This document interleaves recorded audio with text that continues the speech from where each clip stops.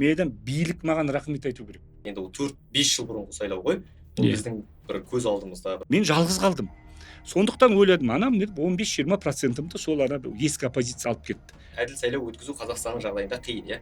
Мүмкін емес қазір. Мүмкін емес. Осы нәрсені біле тұра 2019 жылы неге сайлауға түстіңіз? Билікке қазір мен сүйілдеймін. Егер мен шықсам, оларға 19 жылдағы сайлауды еске салам. Ол 2005 жылы құрылған екен. Бірақ 2005 пен 2019 сайлауға дейін былай жалпы бір пассивті түрде жұмыс жасаған.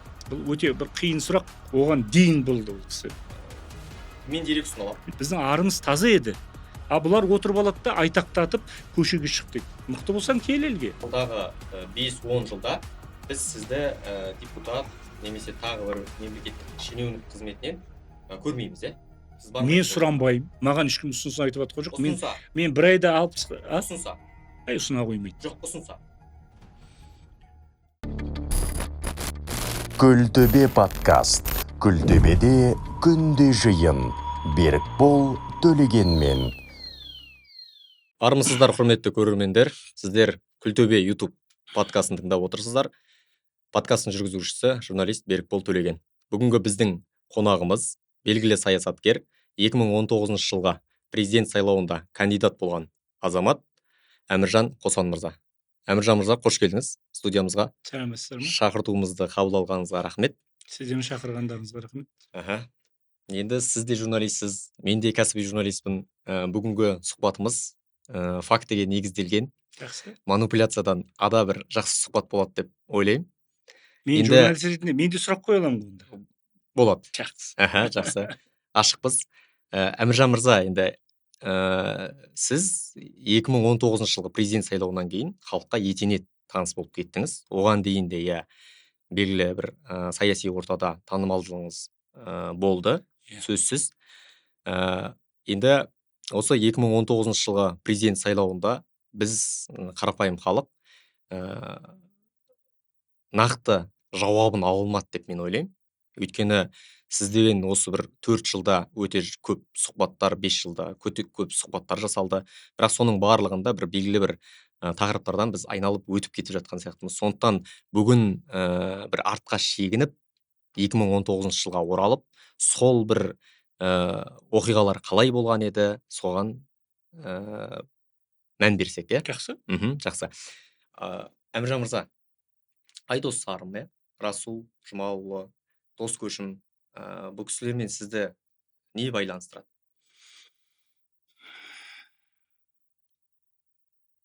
Бұл үшеуі де қазақтың озық ойлы, білімді, парасатты интеллектуалдар. Интеллектуалдардың әр түрі болады. Бір интеллектуалдар билікке қызмет жасайды. Ол да біздің мына 30 жылдық тарихта Нұрсұлтан Назарбаевтың саясатына теориялық негіз жасаған интеллектуалдар бар. Болған билікте.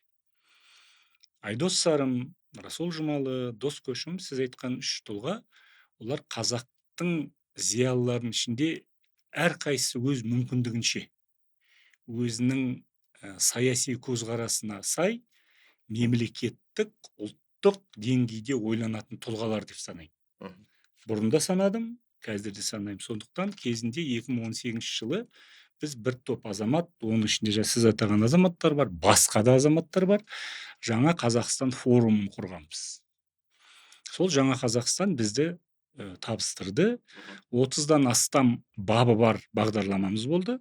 Ол шынымен де жаңа Қазақстанның қазіргі міне ресми билік атап жүрген соның алғашқы нұсқасы нобайы болды деп ойлаймын. Оны біз талқыладық. Оның ішінде сол кездегі Назарбаевтың тұсындағы билікке новация ретінде, жаңаша ретіндегі экономикалық, әлеуметтік, ұлттық, идеологиялық принциптер болды. Соны бізді табыстырды. 2018 жылы, 17 мамырда жаңа Қазақстан форумын ұйымдастырдыңыздар. Сол жерде негізінен қандай тақырыптар талқыланып еді? Енді оны бағдарламаны қараңыз. Яғни қысқа нұсқа қалай айтсам екен, биліктің өзінің позициясы бар. Экономика, әлеуметтік, идеологиялық салада. Оның кәдімгі радикалды түрде жек көретін, билікті тағынан құлатқысы келетін халықты көшеге шығарса да, қан төгіс болса да, кәдімгі иттің бір нәрсесін жек көретін күштер бар, оны білесіз. Жаңа Қазақстан соның ортасынан биліктің де, оппозицияның да 30 жылдық тарихындағы мұрасын зерттеп, соның ішінде қазақ мемлекеттігіне, ұлтына, қауіпсіздігіне, жер тұтастығына қатер төнбейтіндей прогрессивтік идеяларды жасады. Ол экономикаға қатысты болды, яғни олигархтардан құтылу. Әлеуметтік сала болды, яғни мемлекет өзінің социализм деп бұрын айтып болды, социалды рөлін ақтыру. Үшінші мәселе ол құқықтық еркіндік, яғни сот жүйесінің қазір бәріміз куә болып отырған нағыз жемқорлықтың ордасы сот жүйесін әділеттіге айналдыру. Ұлттық мәселеде қазақ ұлтының мәселесін ашық айта бастау. Өйткені кезінде тәуелсіздік алған кезде жалтақтау саясат жүргізілді, яғни соны еселендетіру деген сондай мәселелер болды. Осы форумда алдағы болатын, бір жылдан кейінгі болатын президент сайлау туралы талқыланды ма? Жоқ, ол кезде біріншіден біз сайлау болатын, жоқ, біз ойладық, Назарбаев тағы түседі. Назарбаевтың білесіз ғой, референдум арқылы билігін создырып жіберді талай. Ол кезде біз алдағы отырып, біз болжадық, немесе сондай біз сәуегей болдық деп айта алмаймыз. Сіз білмесеңіз де сіздің әріптестеріңіз білді деген жорамал бар. Қазақта не көп, жорамал көп. Мен өзімнің пайымдауыма, өзімнің парасатыма. Сізді осы бір жылдан кейін 2019 жылы, сізді 26 сәуірде ұлт тағдыры қозғалысы президентке кандидат ретінде ұсынды. Әлі күнге есімде.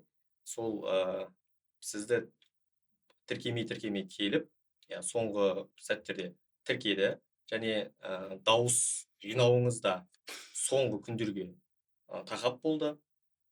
Осы сәттерде сіздер мынадай бір сөздер айттыңыздар, билік бізді тіркемей жатыр. Бірақ кейінірек тіркеді. Осыған сіздің реакцияңыз қалай болды? Тіркемеуге келген кезде мен өзім, шын айтсам, мен тіркейді деп ойлаған жоқпын. Оның екі себебі болды. Ол кездегі билік менің 98 жылдан бері келе жатқан оппозициялық көзқарасымды біледі.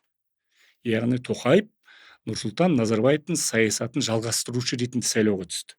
Ол оппозициядан келген жоқ президенттікке. Сондықтан біздің логикалық түргіде ескі Қазақстанға қазір айтып жатырмыз ғой, айтатын сынымыз Тоқаевқа да тиетінін білді. Сондықтан билік неге тіркеген мен білмеймін. Мен билікпен отырып Тоқаевпен соңғы рет 97 жылы билікте жұмыстан кейін кездескен адам. Мен олардың неге тіркегенін білмеймін. Бірақ мен қазір сізге ашық айтайын. Бұны айтқан болуым керек сұхбаттарымда. Билік ойлады-ау деймін, бұл Әміржан Қосановтың партиясы жоқ. ОСДП-дан мені Жармахан Тұяқбай кезінде қызметін тартып алған, білесіз, 2012 жылы съезге кіргізбей. Одан кейін жаңа Қазақстанды тіркемеді. Біздің жаңа Қазақстан форумы тіркелген жоқ. Мен тәуелсіз журналистпін. Апта сайын Новой газетаға жазам, сайттарға жазам, өзімнің азаматтық позициямды айтып жүрген азаматтың болды. Тіркелген жоқпыз. Ана Қазақстанда тіркелмеген ұйымның қызметіне қатысу деген бап бар. Ол үшін сотталып кетеді адам. Ол сен жұмыс істейтін ұйым тіркелу керек. Сондықтан мен ойлаймын, мені кандидат ретінде тіркегенде билік солай ойлады деп ойлаймын. Бұның Әміржан Қосановтың артында партиясы жоқ, газеті жоқ, Мұхтар Әблязов сияқты бұның қаржысы жоқ, журналист. Бұл түссін көрсін деген бір ой болды деп ойлаймын. Әйтпесе мені жақсы көргендіктен, немесе мені сол Назарбаев, Тоқаев сол кезде Әміржан танымал болсын деп мен түсірді деп ойламаймын. Сіз тіркелдім, дауысты жинадық деп тұрып, бір жерге сапарға кетіп бара жатып, жолда халыққа жолдау жасадыңыз. Сол видеоңыз өте қатты танымал болды. Барлық адамдар жерден қолдай бастады. Мысалы, соның бірі Қарағандыдағы бір сапарыңызда, сол жердегі жергілікті белсендеуге келмейтін шығар ол кісі. Азаматтық белсенді. Айсұлтан Жақып деген азамат, Айсұлтан Жақып? Жақып деген азамат сіздің сайлаушылармен кездесетін Тауық кепеде деп жазған. Тауық кепеде болатын кездесуіңізді бір үлкен залға жинап бердік. 200 адамдық залға деп айтады. Сол жерде бір үлкен жақсы бір қолдау насихат айтылады, сол жерде үгіт насихат жүргізіледі. Осы ситуация қалай болып еді? Одан кейін менің сұрағым, екінші сұрағым осыған ұқсайды. Сол сіздің алғашқы және бір соңғы бір үлкен насихаттарыңыздың бірі болды. Одан кейінгі сайлаудың соңына дейін сіздің белсенділігіңіз төмендеп қалды. Оған не себеп болды? Екі себеп. Мгм. Бірінші себеп, бізде бір ескі оппозицияның әдіс тәсілдерінен қалыптасып қалған бір жайт бар. Мен 2005 жылы Жармахан Тұяқбай бірегей кандидат болған кезде, мен бірегей кандидат болған жоқпын, бауырым. Маған қарсы Рысбек Сәрсенбаев, Балташ Тұрсынбаевтар қарсы шығып, ана Әблязовың ана жақтан мені жамандап, менің жасыратыным жоқ, дауысымның бір 20-30%-ын солар алып кетті. Міне эфирден қарап өйтен. Олар мені қаралап, күйелеп, солар менің дауысымды алып кетті. Ол басқа әңгіме. Бірінші, бізде ескі әдіс тәсілдер болды. Ескі әдіс тәсілдер деген не? Тыңда. Бір облысқа барасың. 5-6 адамды жинап аласың. Билеттің ақшасы керек пе? Бензин керек пе? Сосын ана жерде отырып әртүрлі бір зал береді. Залға 150 адам жиналады. 150 адам. Облыста 1 миллион адам тұрады. Сен 150 адамды жинап, солардың ана ішіндегі дененді өзіңнің қанаттастарың ғой, серіктестерің. Ой, Әміржан келді, бұрын Жармахан келді деп айтатын. Соларды 150 адаммен кездескеніңді сен мүсе тұтып, қаншама шығынға батып қайтып келесің сол облыстан. Бір ауданға барасың. Ауданға барғанда енді халық бір қалың нөпір болып жиналады деп айта алмаймын. Біреу Сізге қорқып. қаржы бөлінеді ғой. Жоқ, қаржы үкіметтен бөлінеді ғой жаңағы үгіт насихатқа. Бірақ оның бәрі сенің шотыңа түспейді. Ол мына жаңағы теледидардағы Ұйымға. пәленше минутыңа, анау ресми ЦИК арқылы, орталық сайлау комиссиясы арқылы жаңағы тарататын материалдар, тағысын тағы. Сондықтан біз не ойладық? Біз ойладық. Біз эфир арқылы жұмыс істейік. Әлеуметтік желі арқылы жұмыс істейік. Есіңізде болса, мен апта сайын тікелей эфирге шығып тұрдым. Апта сайын ешбір кандидат шыққан жоқ. Өйткені сен апта сайын эфирге шығып, аптада не істеп не қойдық, және біздің бағдарламамызға қатысты, біз енді келгеннен кейін ол Әміржан Қосанов немесе басқа сіз президент түссеңіз, сіздің сайлаушылар алдындағы бағдарламаңыз болады ғой. Ол популистік болмау керек. Ол халықтың шамалы көңіліне шығатын болу. Сондықтан міне бізге мынандай ұсыныстар түсіп жатыр. Экономистер бүйдеп жатыр. Мысалы, бәрін халыққа қайтару деген тезистер біреулер жазды. Жоқ, сондықтан біз жаңа формаларды іздедік. Біз әлеуметтік желі арқылы шықтық. Ал сен облысқа барып, 16 облысқа барып, бензиніңді, ақшаңды, онсыз да жоқ ақшаңды жинасаң, барып жұмсасаң, 150 адаммен бір облыста кездесіп келсең, немесе 200 адам, сіз айтқандай, ол Қарағанды облысының бүкіл сайлаушысы емес. Әміржан мырза, сіздің сөзіңізді бөлген Иә. әдеттеңіз. Енді ол 4-5 жыл бұрынғы сайлау ғой. Ол Иә. біздің бір көз алдымызда бір 10-15 жыл бұрынғы сайлау болса, біз көп Иә. ақпарат бізге сенімсіз болуы мүмкін. Бірақ жаңағы тікелей эфирде өте жиі шықтық, аптасына шықтық дегеніңіз сіздің шындыққа жанаспайды. Аптасына бір рет шықтық. Біз бастапқыда шықтыңыздар сіздер, одан кейін шыққан жоқсыздар. Сіздің Қараңыз. әлеуметтік желідегі пропагандаңызды, яғни насихатыңызды азаматтық белсенділер Қосан плюс деген білесіз, иә? Сол кісілер сіздерден қарағанда белсендірек жүргізді. Ол Қосан плюстың бастамасында азаматтық қоғамның қадамы сол, біз оны бақылай алмаймыз ғой. Біреулер заттар жатты мені. Әкежан Қажыгелдин, тыңдаңыз, Парижге шақырып 30 адамды. 20-30 адам шақырып, ақша жұмсап, солар мені талқылады. Мына жаққа келіп, Рысбек Сәрсенбаев пен Балташ Тұрсынбаевтар тағы бір нәрсе өткізді. Ол азаматтық қоғамның өзінің позициясы. Сондықтан біз оны бәрі реттеп отырдық деп мен айта алмаймын. Біреулер қолдады, біреулер қолдамады. Ол саяси интрига. Сондықтан ол бәрі маған қатысты деп айта алмаймын. Дұрыс. Әміржан мырза, сізді сол сайлаудың кезінде мынау Қосан плюс деген парақша ашылды, әлеуметтік желіде өте көп адамдар қолдады. Мына өңірлерде білесіз, адамдар көліктеріне сіздің сондай бір активны, яғни белсенді түрде сіздің насихатыңызды жүргізді ғой. Сол енді ол сұраққа қазір қайтадан келеміз оған. Мысалы, сіз енді сайлаудан кейін нәтижеңіз 16%, 2%. Миллионнан астам адамның дауысын жинадыңыз. Осы дауыс сізді қанағаттандыра ма? Қанағаттандырды ма? Екі нәрсені айтайын. Біріншіден, қазір эфирде, студияда отырып, сіз отырып, мойныңызда, артыңызда ешқандай жауапкершілік жоқ. Сіз қазір сұрақты қоясыз, тағы да сұрақты қоясыз, қазбалайсыз, мен дайынмын. Қашпаймын ешқашан. Мен даже мына көрермендерге айтайық, тақырып қандай деп сізден сұраған жоқпын, дұрыс па? Мен келдім, мен бар ашық неге дайынмын. Сондықтан қазіргі екеуміздің отырып не су ішіп отырған қазіргі жағдаймен сол кездегі 19 жылдағы сайлаудың нәтижесі енді шығып жатқан кездегі моральдық, психологиялық, саяси ахуалды салыстыруға болмайды, бауырым. Менің артымда үлкен таңдау тұрды. Егер де мен осыны мойындамай көшеге шығарсам халықты, ертең көшеге шыққанда, тыңда, қанағаттанамын деген сұраққа жауап беріп жатырмын. Сөзімді бөлмеңіз, айналайын. Жасыңыз кіші. Маған рұқсат бердіңіз ғой. Сол кезде мен қанағаттанба оған қараған жоқпын. Менің қарағаным ертең мен мойындамаймын десем, көшеге халық шықса, оған барып сіз шығасыз ба, маған сенген бір бала шыға ма, оның басы жарылса, менің артымда мықты болып тұрған Қазақстан оппозициясы жоқ. Әміржан, біз сенің қасындамыз. Міне біз 30 жыл күресіп келе жатырмыз. Қасында бүйтіп қасқайып тұрамыз десе, олар болған жоқ. Мен жалғыз қалдым. Сол кезде түн ортасында ойлап, мен қазақтың азаматымын. Ол кезде 55-темін. Өзім журналистпін. Мына халық осылай қолдап жатыр. Егер қазір мен мойындамасам, ана Әблязов сағат 12-де көшеге шақырып жатыр. Әблязов түнде айтпасам, таңертең тұрған ұйқысынан оянған халық, мына Әміржан деген жоқ. Давай кеттік жаңағы көшеге деп. Сол кезде қырылыс болса, мен Жаңаөзеннің құрбандарын күн қазақпын. 16 адамға мен жан ашып, біз ұшып барғанбыз, жалғыз мен емес, әріптестермен бірге. Өлең жазған қазақпын, жылап тұрып мен Жаңаөзенде. Соны отырып, ертең осылар болса, менің сол саяси амбициям, мен батыр болам деп. Біріншіден олар мені қайда тұрып атқанымды білетін билік мені алаңға жібермейді. Олар мені ұстап алады да бір жерде жауып қояды. Талай полиция ровода да отырдық қой, Жаңаөзеннен кейін де. Сондықтан анаға бейбіт халық шығады-ау. Сол кезде менің кесірімнен біреудің басы жарылама деп. Мына бір әріптесіңіз менен сұрақ қойғанда дейді маған: Әбеке, неге шықпадыңыз?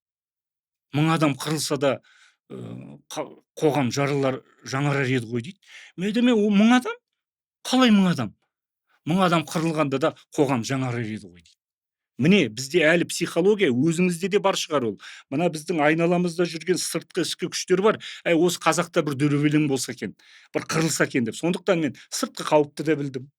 Ана Евромайданда жүрген Украина Қырымнан айырылып қалды. Біздің 4 облысымыз бар. Кешіріңіз, егер әңгімені ашық керетін болса. 4 облыс Путиннің қазіргі саясатын біліп отырсыз. Өзі мен далада жүрген азамат емес, мен саясаткермін, саясаттанушы, мен білем не болатын. Сондықтан сол жауапкершілік мені тежеді. Сол жауапкершілік менің аузымды жапты. Сол жауапкершілік мен білдім. Мен үндемей қалуыма болатын еді. Мысалы, сол күні эфирге шықпай-ақ қоюыма болатын еді.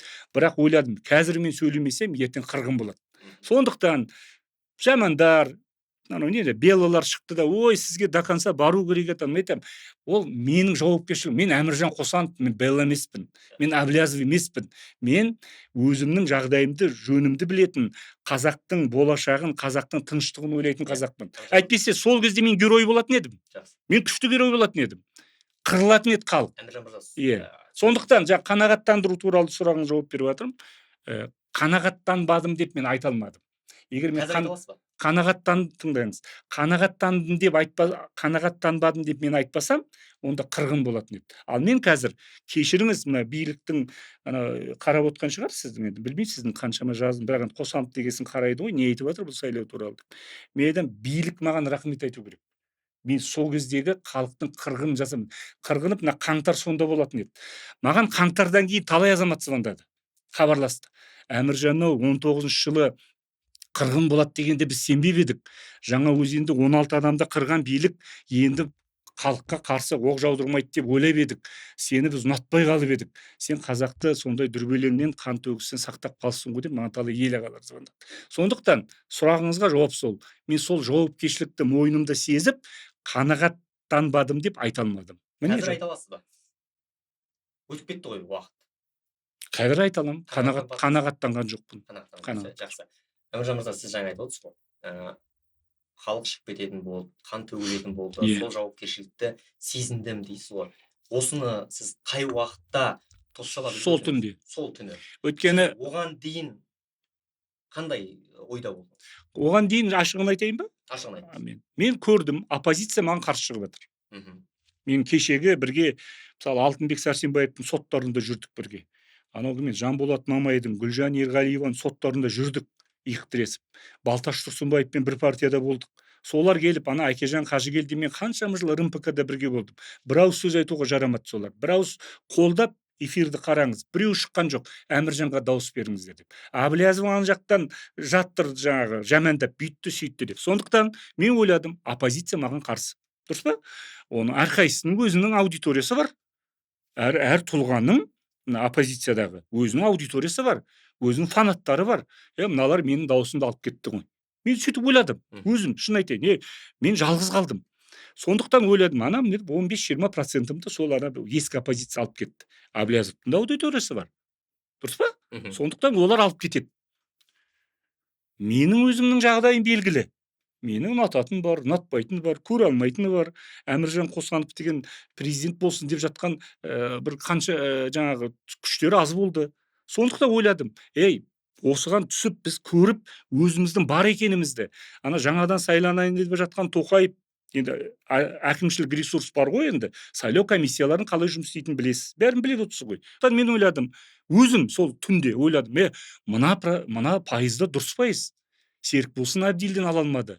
Жармахан Тұяқбай ала алмады. Осы пайызды біз алайық. Осы пайызды алып, ол партияға парламентке өту үшін 7% керек. Біз 2,5 есе мол алып отырмыз. Осыны алайық. Алда әлі өмір жалғасады. Мәселе Назарбаев Тоқаевпен бітпейді. Қоғам дамиды. Осы пайызымызды алып алайық та, біз алғалай қозғалайық деген ой болды. Иә.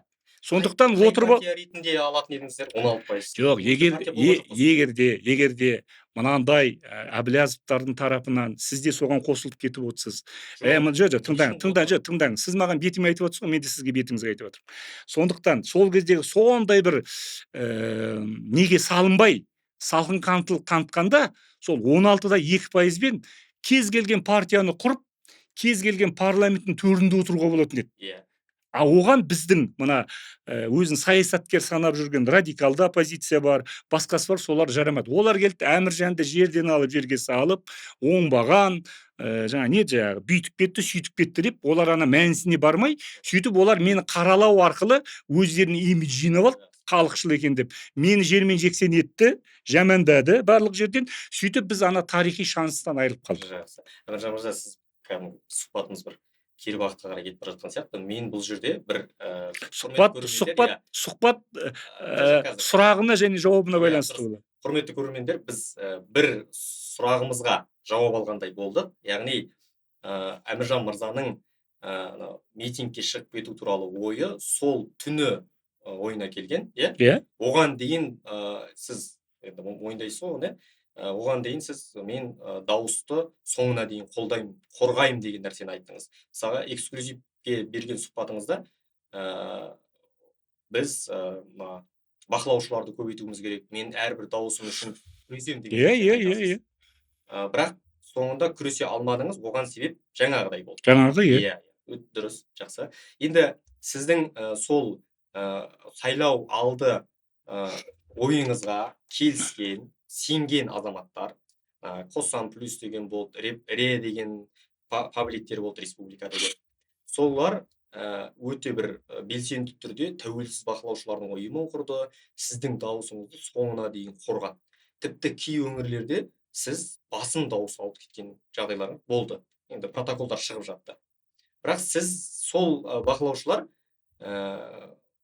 сіздің қорғай алмағаныңызға іштей ренішін білдірді, және тікелей бетіңізге де келіп айтты. Мысалы, сол пресс-конференцияда Белла Орынбетова. Иә, білемін, мен көрдім. Иә, Белла Орынбетова сізге тікелей өте бір ауыр сөз айтты. Иә, білемін. Сол кісілердің ренішіне қалай жауап бересіз? Реніш орынды ма? Реніш орынды.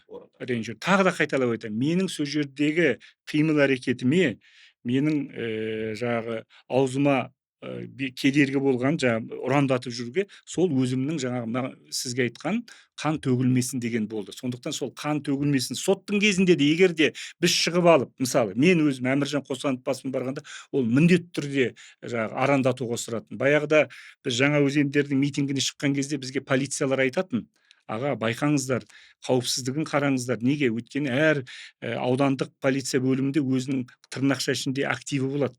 Жаңағы шартты түрде сотталғандар, наркомандар, басқасы. Солар сіздің орталарына салып жібереді, біреуге пышақ тығады, біреудің басын жарады. Сөйтіп ертең ана митинг жасаған азаматтар, я болмаса сол жердегі бір бейбіт келген жастар солардың обалына қарасыздар деп бізге сөйтіп айтатын. Сонда біз ана митинг жасаған кезде жаңағы қолына таққызып қойып ерекше белгілерді сөйтіп қарап жүретін. Сондықтан менің ол ренішін мен түсінемін, мойындаймын. Өзімнің неге сондай қадамға барғанымды осы 5 жыл бойы айтып келе жатырмын. Сіз оны жаңғыртып жатсыз. Күлтөбе подкаст. Сіз енді бағанан бері айтып жатсыз ғой, оппозиционермін деген сияқты. Сіздің осы 2019 жылдан кейінгі іс-әрекетіңіз үшін көпшілік ол тізімнен шығарып тастаған сияқты. Сіз енді өзіңіздің оппозиционермін деп айтуға мен қашан бар деп ойлайсыз ба? жоқ, қашан мен оппозиционермін деп айттым сізге. Сіз жаңа Оппозицияда жүргеніме дедім. Былай болады. Тыңдаңыз, қараңыз. Берік болмадыңыз. Мысалы, берік бол, президент болып отырады. Дұрыс па? Плюсы бар, минусы бар. Оған бір оппозиция болады. Енді болады ғой. Сенің ана класстастарың шығады, курстастарың шығады, сені жек көретін шығады, басқа бір жерден шығады. Күшті партия құрады. Саған қарсы күреседі. Берік болдың алдында серік бол келеді. Сонда ана жүрген берік болға қарсы оппозиция қайтадан серік болға сол оппозиция болу керек. Егер де серік бол жақсы идеялар айтса, серік бол мен әділетті Қазақстан құрам десе, серік бол белгілі бір дәрежеде Тоқаев. Серік бол мысалы міне мен Назарбаев сияқты 30 жыл отырмаймын десе, семьяның мүшелерін үлкен билікке, бизнеске жолатпаймын десе, тағы не бір нәрселер жасаса, революциялық қадам емес. Менде Тоқаевтың саясатына көңілім толмайды. Бірақ алға бір Назарбаевтан бөлек бір жаңару бар ғой. Егер де сол саясатты қозғағанда да осылай жүре берер едік біз. Сондықтан айтайын деп отқаным. Мен қазір Тоқаевтың айтқан мәлімдемелеріне, оның экономикадағы, құқықтық саладағы жаңағы мәлімдемелерінің деніне менің көңілім толады. Мен де президент болсам солай айтар едім. Жоқ, тыңдаңыз, бірақ орындалуы, олардың тегеурінділігі, жаңағы айтылған мәлімдемелердің, олардың жүзеге асуы, қазіргі кадрлық саясаты жүргізіп жатқан. Тағы не? Оған көңілім толмайды. Сондықтан мен кіммін?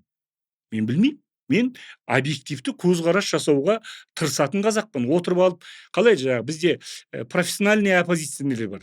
Назарбаевты жек көріп еді, енді Тоқаевты жек көреді. Егер Тоқаевтың орнына Боқаев келсе, оған да қарсы шығады. Бағдарламасына, қимыл әрекетіне қарау керек қой.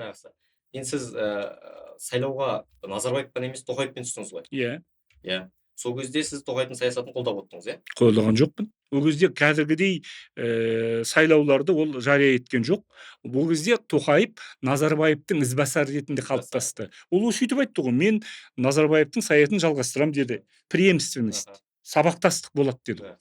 Сіз енді жаңағы саясаткер ретінде референдум арқылы 7 жылға ұзартып алуын қалай бағалайсыз? Мен Қазақстанның жағдайында қазіргі сайлау комиссияларының учаскелік құрамында бюджеттік мекемелердің өкілдері, мұғалім, дәрігерлер отырған кезде мен ешбір сайлауға сенбеймін. Сондықтан ол референдум бола ма, сайлау бола ма, әкім сайлау бола ма, президент сайлау бола ма, парламент сайлау сенбеймін. Өйткені барлық құйтырқылық учаскелік комиссияларда өтеді. Сондықтан бізге о бастан айтып келе жатқанымыз, учаскелік комиссиялардың, округтік орталық сайлау комиссияларының құрамына бюджеттік мекемелердің, яғни бас дәрігері мен директордың айтқанына шыға алмайтын азаматтар керек емес. Бізге онда азаматтық қоғамның өкілдері керек. Мәселен, кез келген ауылда, кез келген ауданда азаматтық қоғамның өкілдері бар. Қоғамдық ұйымдар бар. Партиялардың филиалдары бар. Жақсы ма, жаман ба? Бар. Ауылда бәрі білет. Берік бол жақсы ма, серік бол жақсы ма? Берік бол шындықты айта ма, серік бол шындықты айта ма? Сондықтан 7 мүшесі бар ма? 7 мүшесінің ішінде бюджеттік мекеменің азаматы отырмау керек. Сол кезде әділ сайлау болады. Сол кезде әділ сайлау өткізу Қазақстанның жағдайында қиын, иә? Мүмкін емес қазір. Осы нәрсені біле тұра 2019 жыл неге сайлауға түстіңіз? Біле тұрдық. Сосын саясатта әрекет деген бар. Саясатта сынап отыра беруге болады. Мына кейбір саясаттанушылар бар. өздерін сынап алып бийликти де сынайт, нақты саясатта жүрген оппозиционерлерди сынайт. Ана эч нерсеге жооп бермейт. Иә. Мына қазір мына сұхбатта да сынайт. Ана қосанов келді де бүйтіп жатыр деп. Ол еш нәрсеге жауап бермейді. А сен нақты қадам жасамасаң, саяси процесс. Неге мысалы, онда бұл сұрақты мен Серік Болсын ағамызға қою керек. 99 жылы сайлауға түскен. Ол кезде жағдай өте мүлдем басқа ғой. Жоқ, 20 жыл. о кезде де учаскелік комиссияның 20 құрамында. жыл бұрын. Жоқ, сіз енді учаскелік комиссияны айтып отырсыз ғой. Ол кезде де учаскелік комиссия. Жармахан Тұяқбайға да сұрақты қою керек. Әділетті Қазақстанда барлық мүше болдық. 2005 жылы 2000 жаңағы Серік Болсын ағалар түскен кездегі сайлау мен 2019 жылы сайлауды салыстыруға келе ма? Бауыр, жүйелік тұрғыдан иә. жүйелік тұрғыдан сайлау Бірдей. учаскелік комиссияның бәрі құрамы сол болды ғой. Сол Нұр Отан, сол аманат, сол аманат болды, сол отан ол кезде, сосын Нұр Отан, сол аманат. Жақсы. Енді Сондықтан біз білуіміз керек. Мына билікте білу керек, билік. Бізде қазақтың, біз ана мемлекеттігімізден, тәуелсіздіктен айырылып қаламыз, жер тұтастығын сақтау керек деген әдемі дұрыс, оны мен қолдаймын. Әсіресе мына Путиннің қазіргі саясаты кезінде ол шынымен де ол үлкен қауіп. Біз осылай таласып жүріп, екеуміз айтысып жүріп, ертең елден айырылып қалуымыз мүмкін. Мынаның бәрін қазір қазақша, орысшаға аударып, Кремльге жіберсе де, ертең екеумізді олар қарсы пропаганда жасайды. Мен бәрін біліп отырмын. Сондықтан айтайын деп жатқаным, бізде қазіргі осы Қазақстан болашағын ойлайтын болсақ, бізге келесі сайлаулар әділ өту керек. Өйткені келесі сайлаулар болашақ президентті, болашақ парламентті, болашақ билік жүйесін легитимді ету керек. келесі сайлау әділ өтеді деп ойлайсыз ба? Өту керек. Жобамен қай жылдар? Мен Тоқаев 6 жыл отырамын деді ғой. Өту керек дегенде сіз соған бір әрекетті, бір соған жасалып жатқан жұмыстарды байқадыңыз ба? Мен былай ойлаймын, өз басым. Мен шенеунік болған қазақпын. Аха. Биліктің ішінде үкіметте жұмыс істедім. Сондықтан митингіде сөйлеу бөлек. Берікболдың сұхбатындағы сұраққа жауап беру бөлек. Реал политик деген бөлек. Реал политик ол митингіде жасалмайды. Мынандай сұхбатта жасалмайды. Популизмге салынбайды. Яғни бір күнде біз осылай жасаймыз деп. Сондықтан мен өзім ойлаймын. Осы 6 жылдың ішінде болашақта, егерде Құдай оған денсаулық берсе, егерде Тоқаев өзінің, егерде менен түспеймін деп айтты ғой бұл енді. Түспейтін болса, онда келесі мына сайлаулар жақындаған кезде парламентте, қоғамдық күштерде, мына өзін белсенді санайтын саяси күштерде жаңа сайлау туралы заң қабылдату керек. Жаңа сайлау туралы заң қабылдатпаса, жаңа мен айтқандай азаматтық қоғамның мүшелері учаскелік комиссияда, орталық сайлау комиссиясында болмаса, онда Тоқаевтан келген, кез келген болашақ президент ойлану керек. Мен осы құбыжық заңның арқасында президент болсам, мен легитимді бола алмаймын деп ойлау керек. Өйткені ол Тоқаевтан кейінгі болашағын ойлау керек, ол президент. Сондықтан Тоқаевтың алдында әлі мүмкіндік бар деп ойлаймын. Гүлтөбе подкаст. Ермұрат Бапи. 30 жылға жуық оппозицияда жүрді, Иә. газетін басқарды. Одан кейін қазір мәжілісте отыр, ана Иә. партиясының атынан. Осы кісі туралы да халық солай бір өзінің ренішін білдіріп шықты. Халық демеңіз. Енді Кейбіреулер деңіз. кейбіреулер. Халықтың атынан тек қана президент сөйлей алады. Халық президент па? Халықтың атынан, конституция бойынша, сіз халық деп отырсыз ғой. Мен туралы да бір жаман сөздер айтылады, бірақ халық емес, біреулер айтады, кейбіреулер. Сізде қазір жамандайды. Ол қанша пайыз? Білмеймін. 100%, 90%. Халықтың атынан сөйлеуге екеуміздің құқығымыз жоқ. Халық демейік, бір көпшілік солай деп айтады. Иә. Сол Ермұрат Бапи, мен сіздің ұқсастығыңыз бар ма? Осы тұрғыдан. Неге? Ұқсастығыңыз бар ма? Саяси карьера құруда. Пошымыз ұқсамайды. Ол қара торы, мен шешемнің аты Аққыз. Мен басқаша жігітпін. Позицияларымыз 2019 жылға дейін бірге болған. Мен РНПК партиясында бірге жүргенбіз. Мен ДАТ газетінің негізін қалаған Әкежан Қажыгелдиннің баспасөз хатшысы болдым. Партиядағы орынбасары болдым. Ермұрат Бапи сол атқару комитеттің мүшесі болды. ДАТ жобасын қолға алды. Біз 19 жылға дейін жаңа Қазақстан форумында бірге болғанбыз. Досаға бәріміз. Сондықтан мен ол кісіге тек қана оң баға бере аламын. Жақсы. Осы Ермұрат Бапидің енді депутат болып сайланғаннан кейінгі мәселелерді шешіп жатыр ма? Қозғап жатыр ма өзекті мәселе? Оны Ермұраттан және оны мен оның бақылаймыз. қазіргі парламентте мен өз басым қоғамдық палатасы мүшесімін. Мені шақырды. Оған да маған біраз сын болды. Сіз неге бардыңыз деп. Ал мен ол маған керегі ол белгілі бір легитимді мінбе. Өйткені маған көптеген азаматтар жекеме жазады. Жұмыстан шығарып жіберді, прокурор бүйтіп қойды, балам сотталып жатыр деп. Қазір маған жақсы болды. Мен соны аламын да әдемілеп қоғамдық палатасы мүшесі деп түрмеден жазады маған.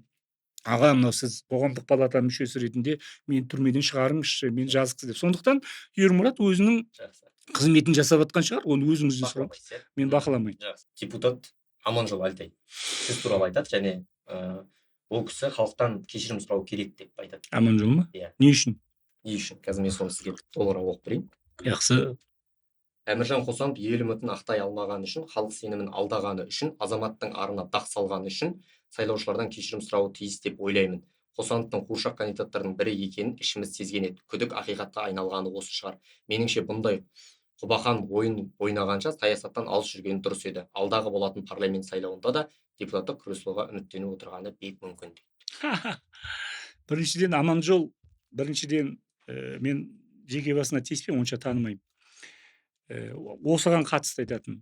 Мен сияқты 25 жыл оппозиция болып көрсін. Біріншіден.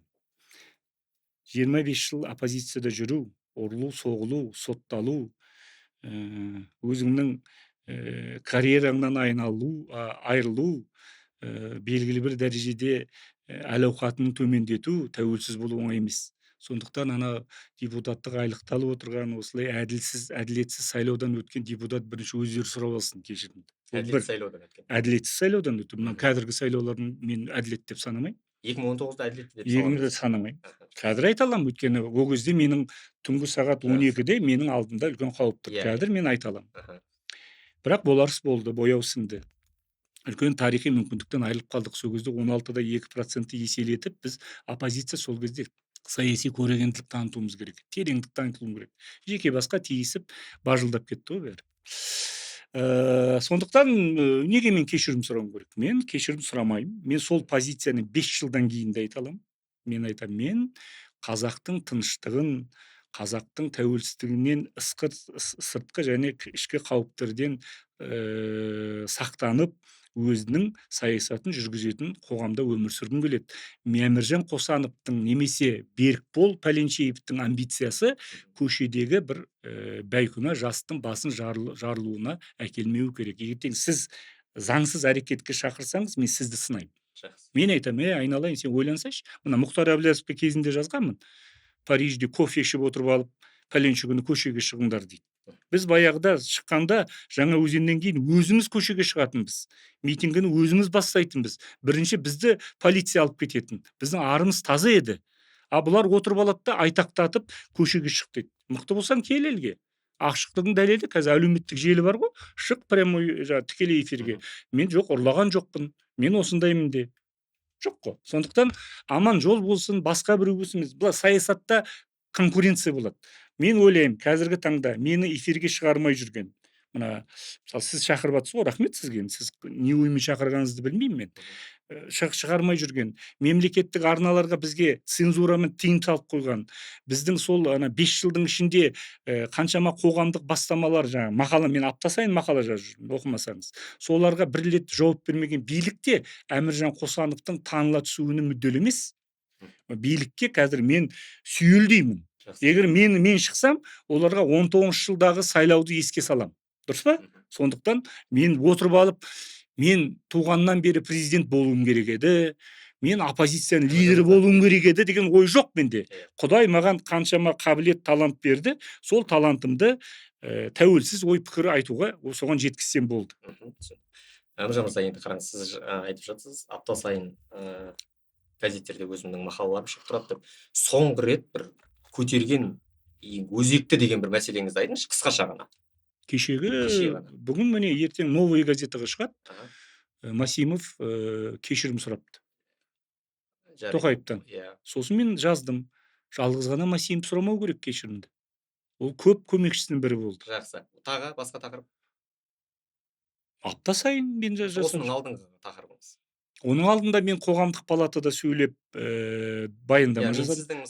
Баспасөз туралы заңға қатысты баяндама жасадым. Оның алдында қоғамдық палатада ана есірткіге қарсы заңнаманы талқылауға қатысып сөз сөйледім.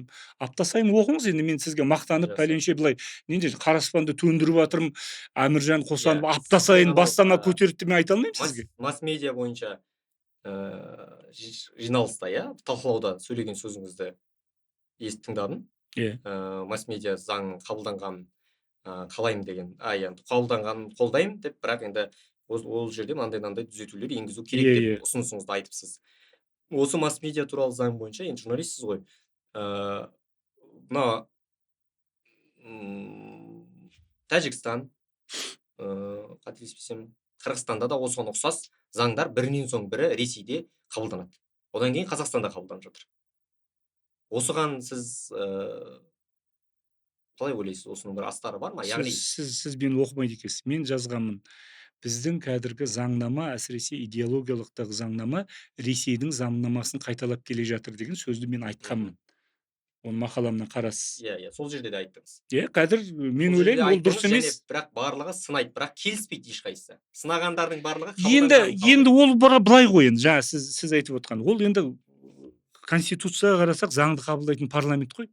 Мен қоғамдық палатаның бір 30 ба 40 па мүшесінің біреуі ғанамын. Онда да ротация бойынша мен жарты жылдан кейін алып тастауым мүмкін, өйткені ауысып отырады.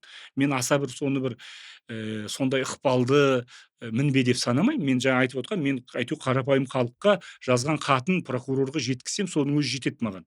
Сондықтан мен өзім қалай құмырсқа әліңді бір, аяз би жолыңды біл деп, мен өзімнің өкілеттігімді білем. Кейде мен бас прокурорға хат жазсам, маған көмекшілер звондайды, сіздің құқығыңыз жоқ хат жазуға деп. Сосын мен 19 жылғы сайлаудың экс кандидаты ретінде жазып отырмын. Өйткені ана азамат менен бір нәрсені қалап отыр ғой, әділеттікті. Сондықтан баспасөздің бір ғана жолы бар, тәуелсіздігінің. Сізбен біздің неміз жаңағы сұхбатымыз хабардан берілу керек. Сізбен біздің жоқ, тыңдаңыз. Мен былай шартты түрде айтып отырмын ғой. Осындай өткір тақырыптар мемлекеттік арнада болу керек. Міне, бізде мемлекеттік арналар тежеп тастады. Цензура. Мемлекеттік арнада болып жатқан хабарға мемлекет араласа алу керек пе? Енді тыңдаңыз. Бұл өте бір қиын сұрақ. Өйткені біз мемлекет баспасөз саласынан бойын аулақ ұстады дегенге мен де келісе алмаймын. Өйткені Ресейдің пропагандасын көріп отырсыз ғой. Сондықтан белгілі бір дәрежеде конституциялық құндылықтарды, жердің тұтастығы, тәуелсіздігін қолдауда, қоғамды дамытуда, ағартушылықта мемлекет өзінің ықпалынан айырылып қалмау керек. Ол кез келген қоғамда. Әйтпесе біз қазір жоқ, министрлікті таратайық, заң керек емес, бәрін тек қана конституция шешсін десеңіз, біздің реттеу болмаса, ертең Ресейдегі Соловьевтарыңыз одан сайын құтырып кетеді. Әміржан мырза, енді қараңыз, сіз осы жерде өз-өзіңізге бір қарсы шығып тұрған сияқтысыз. Жаңа ғана айттыңыз, міне біздің сияқты сұхбаттар мемлекеттік арнадан шығу керек. Иә, вот сөз бостандығы болу керек. Сөз бостандығы. Бірақ осы жерде шығып жатыр біздің мысалы деп айтайық. Бірақ жоғарғы жақтан мемлекеттік аппараттан келді де, мына сұхбатты алып тастаңдар. Жоқ, мен оны айтып тұрған жоқпын сізге. Біздікі шығу керек деген жалғыз біз емес. Балама пікір, балама пікір иелері шығу керек. Сол кезде ол арнаның, мемлекеттік арнаның көрілімі көбейеді. Жұрт қарайды, мыналар айтып жатыр екен ғой деп. Тек қана әкімді, президентті, үкіметті мақтау емес, бір проблемаларды көтеріп жатыр екен ғой дейді. Ал екінші, мемлекеттің реттеуі сыртқы қауіптерге қатысты болу керек деп ойлаймын. Біз енді оны сыртқы, ішкіде қауіптер бар. Ішкіде мысалы қазір қараңыз, ескі Қазақстанның кешегі олигархтары тыныш жатыр деп мен ойламаймын. Олар Тоқаевтан кейін биліктен кетті, байлығынан айырылып қалды. Олардың ішінде әлі зейнеткерлік жасқа жетпегендер бар, мен сияқты 60-тың о жақ бұ Олардың ішінде үлкен қолында күшті қаржы бар. Олар да ішкі ресурстарды пайдаланып, ішкі баспасөзді пайдаланып, ішкі ақпараттық ресурстарды пайдаланып жұмыс жасауы мүмкін, мемлекеттік төңкеріс жасауы мүмкін. Мысалы, реніші бар олардың, бәрі айырылып қалды ғой. Айдың күн аманда бәрі далада қалды. Енді бұл жерде жаңағы журналистердің құқығы туралы айтатын болсақ, масс-медиа туралы заңға енді көпшілік қарсы шығып жатқан себебі, енді журналистер, кәсіби мамандар, шетелдік басылымдардың айтуы бойынша бұл жерде журналистердің құқығы шектеледі деген нәрсені айтады. Яғни жаңағы материалдарды алдырып тастау, немесе өшірткізу, немесе белгілі бір адамдарды ықпал жасау, сұхбатын өзгерттіру деген. Ол практика бар. Осы нәрсені масс-медиа заңы егер қабылданып кетсе, соның барлығын мемлекет өзінің уысында ұстап отыратын болады. Иә? Иә, Сіз соны қолдайсыз ба? қолдамаймын. Аха.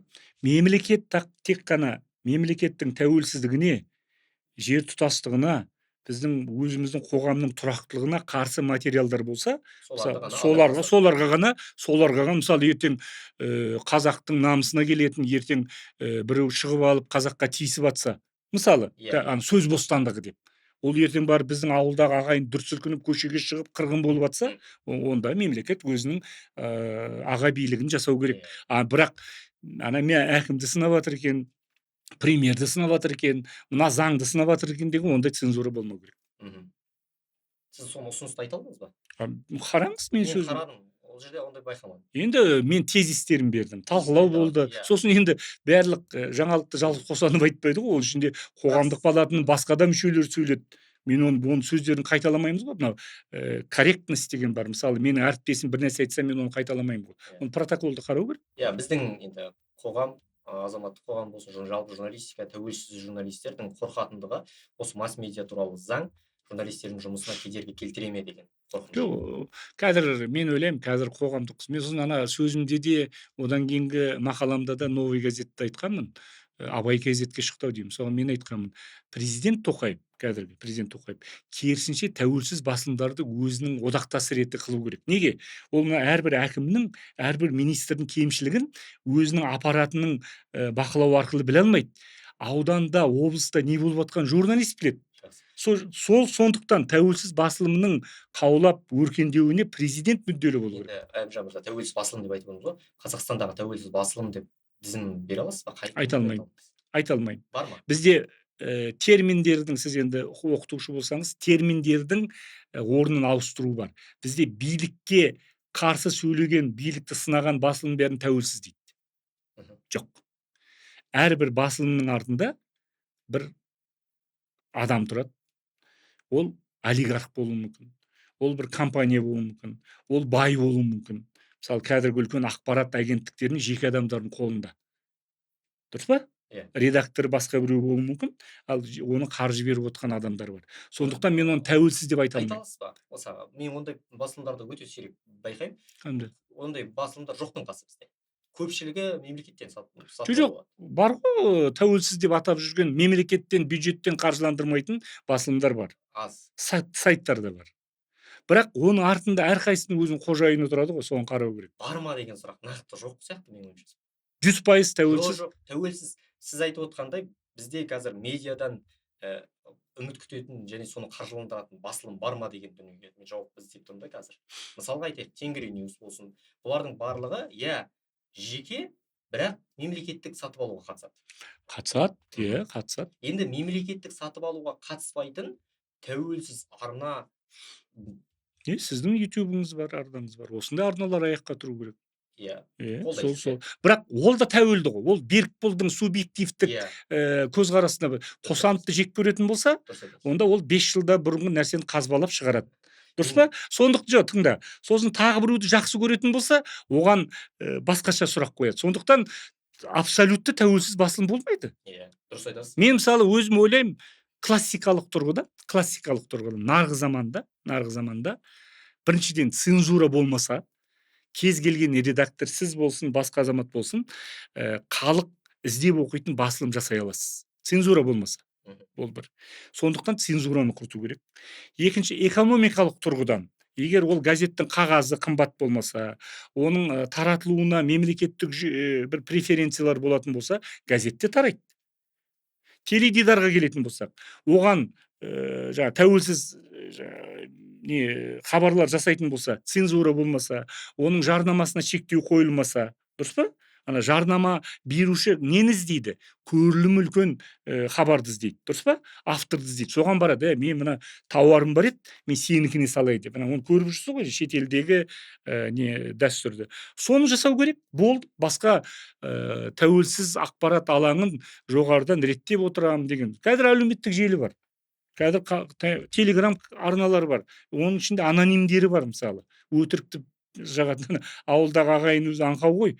Туысқандарым звондайды. ана бір WhatsApp'тан көрдім, бір нәрсе салып жатыр ғой деп. Жақсы. Ана білмейді. Сондықтан осы жерде белгілі бір дәрежеде фактының шындығына жауап беретін бір механизмдер болу керек. Әйтпесе біз ертең мемлекеттен айырылып қаламыз. Бірақ ол журналисттің қоғамда болып жатқан келеңсіздіктерді, кемшіліктерді жазуына ешқандай кедергі жасамау керек. Жақсы.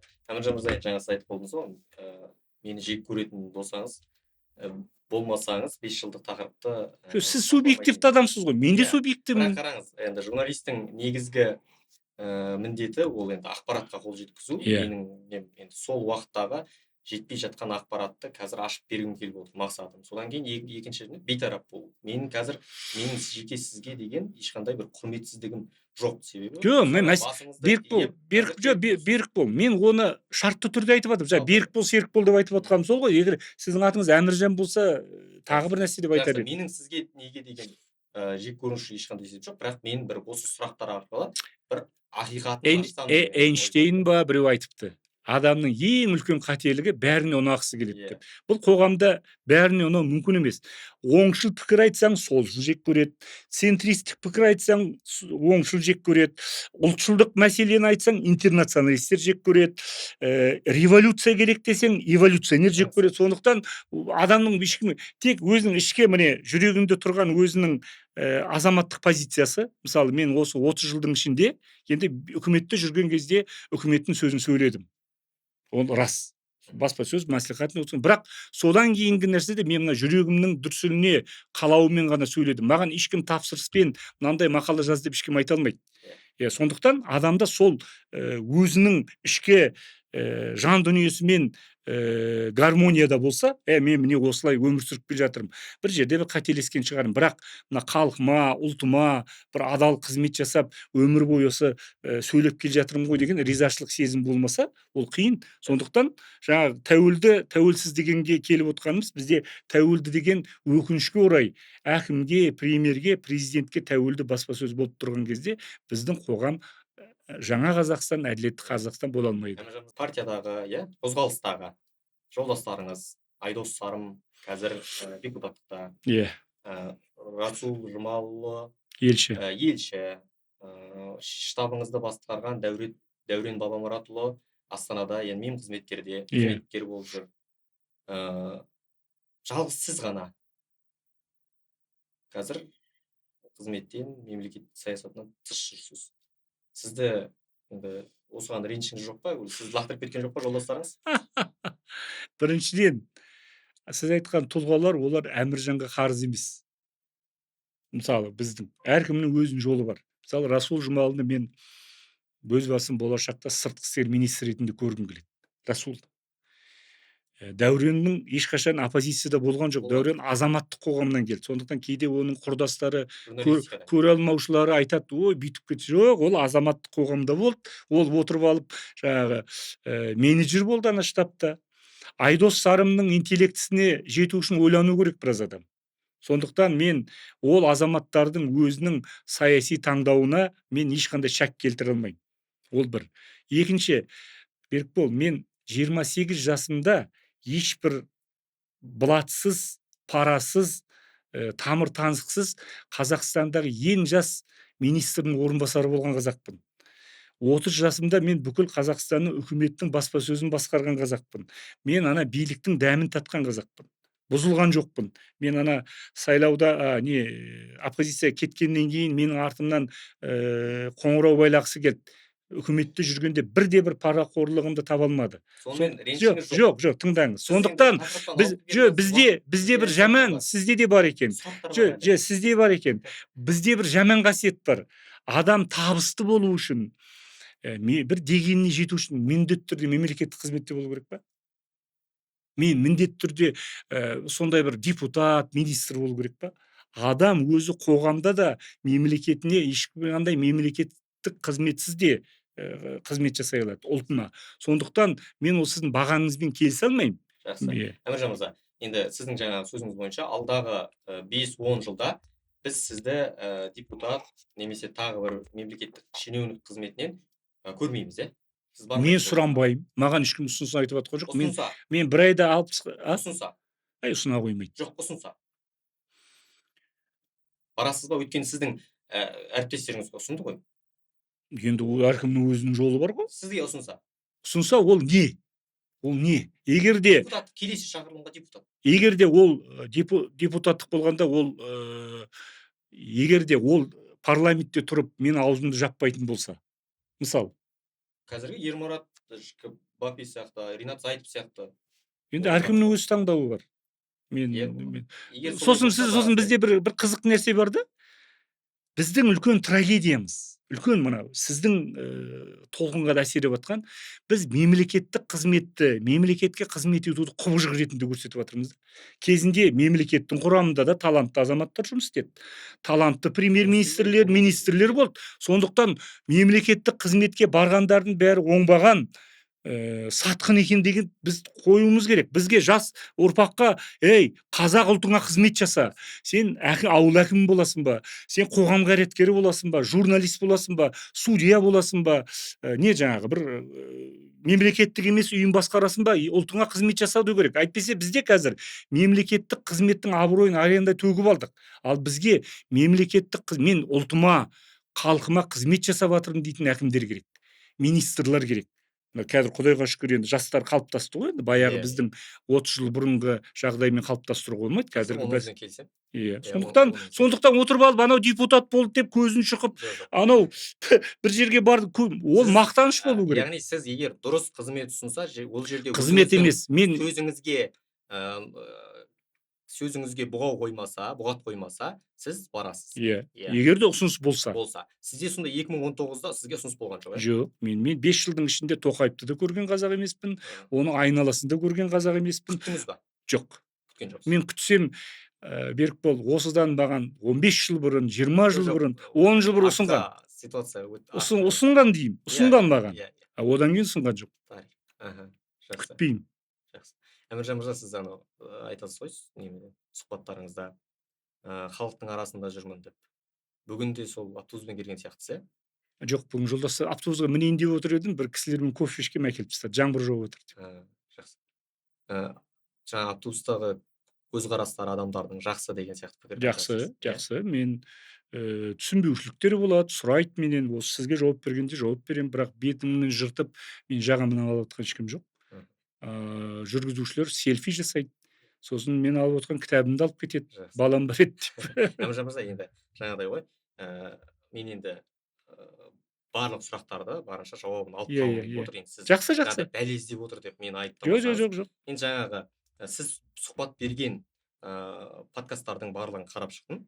Сонда енді пікірлердің басым көпшілігі сізге ренжіштігін, қаралап жатқандығын байқадым, оқыдым. Мен қазірде сізге бірлі екісін бір оқып берсем, негізі мен сіздің бір жеке басыңызға үлкен азаматсыз ғой, кетіп қалғым келмейді да. Сондықтан бірақ енді халықтың пікірі, мен білем. Халықтың пікірі, мысалы, мына жерде біреу жазыпты, 2019 жылдың ең үздік жыл әртісі дейді. Қасқа жол деген ютубқа жібергенбіз. Сосын сол қасқа жолда өмірімде сайлауға бармаған едім, бірінші рет үміт артып, шын жүрекпен тілеп сайлауға барып, осы кісіге дауыс берген едім, қатты ренжідім, адамды алдамау керек еді деп жазған. Жақсы. Мен оның бәрін білем. Одан кейін жаңағы тағы бір 21 ғасырдың алдар көсесі деп бір жазып берді. Сіз бәрін білесіз, не деп жауап бересіз олар кісілерге? Мен ешбір қадамыма қате жасадым деп айта алмаймын. Мен Қазақстанды, қазақ халқын, қазақ қоғамын 19 жылы бір дүрбеленнен, қан төгістен сақтап қалған Әміржан Қосанов. Мен өзім саяси амбициямды сол кезде герой болып, мен айттым ғой, алаңға жібермейді мені, бәрі полиция штабтан ба бір жерден алып кетеді. Сондықтан халқымның қырылғанын көргім келген жоқ. Ол кезде 2000 қанша деді? Сол уақыттан кейін бір айдың көлемінде ма айту керек еді деген. Жоқ, мен соны айттым. Жоқ па, сіз өйткені бұлай айту сіздің бір жылдан кейінгі сұхбаттарыңызда. Жоқ. Сіз алғаш рет қашан айттыңыз? Мен оны Фейсбуктан сайлаудан кейін айтқан. Мен осы қан төгісті қаламадым деп. Қанша күннен кейін? 1-2 күннен. Қараңыз. Жақсы. Отбасыңыз, балаларыңыз қолдады ма осы? Әрине. Қолдады, әрине. Олар сіздің шешіміңіз үшін ұялмайды. Ұялмайды. Мен бәрі біледі. Қазір айта аламын, ол уақытта ондай жағдай болған жоқ, ситуация өте қиын болды деп. 2019 жылы сайлауда сіз 16-да 2 деген пайызға қанағаттанбаймын деп айтып отырсыз. Сіздің ойыңыздағы пайыз қанша болу керек еді? Сайлаудан кейін 2 аптадан кейін енді аты жөнін айтпай ақ қояйын, өйткені мен ол адаммен келіскен жоқпын, жария айтамын деп. Мен ОБСЕ-нің парламенттік ассамблеясының басшыларының бірімен кездестім. Енді ол кісілер енді атама дейді ғой, енді былай енді өздерінің еліндегі не бар, Қазақстанмен байланысы бар деген сияқты. Сонда ол айтты, сіз 33-34% алдыңыз деді. Қазақы облыстар мықты қолдады, бірақ орыс тілді, орыстар бар облыстар, олар білесіз ғой, қай жақ, ол жақтың халқы көп. Сондықтан республикалық деңгейге келген кезде, мәселен, Маңғыстаудағы халық пен Павлодар салыстыруға болмайды. Маңғыстауда сіз көбірек алғанмен, ана жақтағы орыстардың арасында сіз азырақ алдыңыз. Өйткені сіз ұлтшылдық идеяны айттыңыз. Мен ана бағдарламаны жазғанда, мен президенттікке түскенде қазақ тілінен емтихан тапсырам, неге министрлер, неге әкімдер, неге депутаттар жаңағы емтихан тапсырмайды деп жаздым ғой. Сонда біраз менің ақылшыларым айтқан, мына бір пунктін алып тастайды. Өйткені орыстар ұнатпайды, сосын ана орысша сөйлейтін қазақтар ұнатпай қалатынын деп. Мен айттым, жоқ, саяси процесс үшін, қазақ тілін саяси тұрғыдан легитимді жасау үшін салайық осыны дедім. Сол кезде ана қазақ тілі президенттікке кандидаттың бағдарламасында қалып, тарихта қалады. Халықтың бір айдың ішінде санасына сіңеді деген ой болды. Әрине орыстарға ол ұнамады. Әрине ол қазақша білмейтін қазақтарға ұнамады, депутат болады, министр болады. Сондықтан маған айтқан 33-34% алдыңыз деп, маған ОБСЕ-нің республика бойынша, жалпы. Сонымен келісесіз. Солай болу керек. Әділі сол деп ойлайсыз. Әділі солай. Жақсы. Әміржан мырза, енді қараңыз. Сол ситуация өте қиын болды, сіз түсінуге болады, иә. Бірақ кейіннен сайлау нәтижесімен келіспей сотқа жүгінген азаматтар болды ғой. Иә.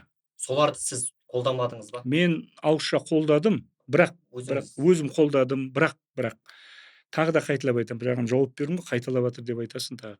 Егер де мен соған формальды түрде тұлға ретінде барып араласқанымда, ол да тағы да бір дүрбелеңді туғызып жіберетін еді да. Ана қаңтардың өзі неден басталды? Маңғыстаудағы газдың бағасынан басталды ғой. Содан да мен өзім ойладым, мынау бір үлкен дүрбелең болып кетпесін деп. Өйткені боларыс болды, боясың деп. Қараңызшы, бұл жерде жалпы қазір халықта сізді жаппай кінәлау бар ғой. Иә. Енді сіз айтып отырсыз, менің арым таза. Иә. Мен ешкімнің алдында не істеген жоқпын, кінәлі емеспін. Иә. Халыққа бетіне қарай аламын. Сол позицияңызды нықтау үшін осы бір әрекеттерді жасау туралы ойланбадыңыз ба деген сұрақ қой менде. Тағы да митинг болып кету қаупі. Жоқ, мен жауап бердім ғой. Сіз жауапқа қанағаттанбасаңыз қайтейін енді. Мен ары қарай сұрағанда екінші рет айтып жатырмын ғой. Тағы сол митинг толқын болып кету керек деген нәрсені айтып отырсыз. Иә. Сіз тарихта өзгерту үшін, қалу үшін бір сол нәрсені жасамадыңыз ба? Тарихта қалудың жолдары көп. Маған қазақ халқының тыныштығы керек.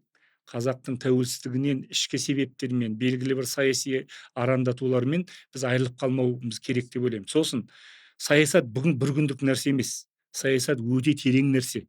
Ол саясаттың, мен тіпті кейде билікте жүрген азаматтарды да түсінем. Олар да шен-шекпен киіп жүрген кезде біз сияқты мына тікелей эфирде көп нәрсені айта алмайды. Биліктің ішінде де патриоттық күштер бар. Биліктің ішінде де ұлтжанды азаматтар бар. Біз бәрін қаралай бермеуіміз керек. Сондықтан мен өз басым қазір сенем.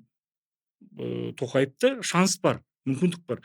Бірақ ол қаншалықты оны пайдаланады? Егер де ол екінші Назарбаевқа айланып кететін болса, біз басқаша баға береміз. Әзірше белгілі бір дәрежеде алға жылжушылық бар деп отырмын. Мысалы мен айттым, сайлаудың кезі бағдарламамда шенеуніктердің санын 33% қысқарту керек дедім.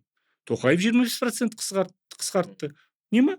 Алға жылжушылық бар ма? Бар. Егер де Тоқаев келіп, жоқ, мен Нұрсұлтан Назарбаевтың саясатын өзгертпеймін, осы қалпында қалдырады деген кезде мен әлі де жүре беріп оны сынар едім. Тағы бір айналып келгенге айып етпеңіз, нақтылау үшін ғой. Иә, жоқ деп қана жауап берсеңіз. Жақсы. Бір ғана сұраққа. Сізді 2019 жылы сайлауда президент сайлауына дауыс берушілерді шақыру үшін сайлауға түсті, яғни биліктің ойындағы сайлауын ұйымдастырып берді деп айыптайды, немесе баға береді. Осыған келісесіз бе? Келіспеймін. Келіспейсіз. Биліктің ойында не болғанын білмеймін. Білмейсіз. Мен себебін айттым. Бірінші себебі осыны түсіріп көрейікші. Жақсы. Жүрсе ғой, қанша партиядан айырылып қалды, 12 жыл, 7 жыл жүр. Осыны бір түсірейік деген шығар. Мен білмеймін оны қандай, маған ешкім келіп ондай ақыл сұраған жоқ. Біз саясат деген искусство возможности дейді. Саясат мүмкіндіктің өнері. Бізге мүмкіндік берілді. Неге қатыспасқа, неге айтпасқа? Болды. Түсіндім. Барлық сұрақтарыма жауап алдым деп ойлаймын.